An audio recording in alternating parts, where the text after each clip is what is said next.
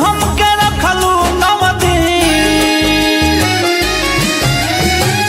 खुश हमके रखलू नवदीन, जैबू अब रोआई के। तू ही बोल जी ही कैसे बेटा बिना माई के।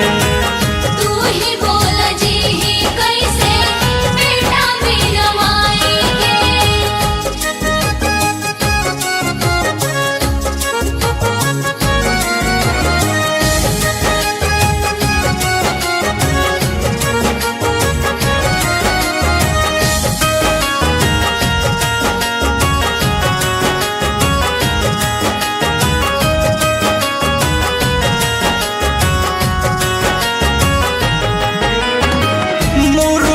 उठाई कैसे का पता शरीर हो, हमारा नसीब में का खिंचबू लकीर हो।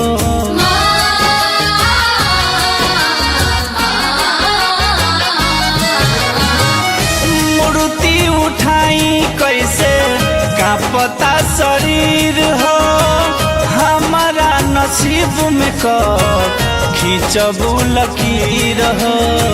सबके आँख में आंसू आ गइल सुन के विदाई के।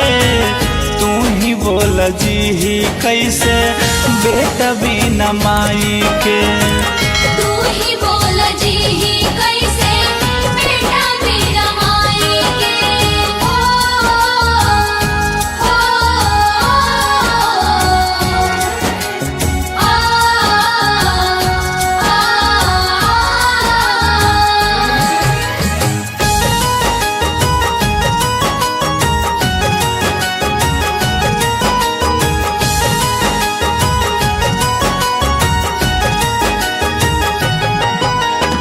सेवा में न कमी कैनी अपना है माई के। तब काहे जात बारू हम के रोआई के।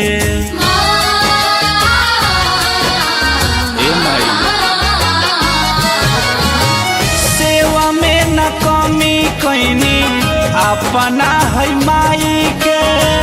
तब काहे जात बारू हम के रोआई के। भूषण कुणाल तोहसे कहे गीतिया गाई के।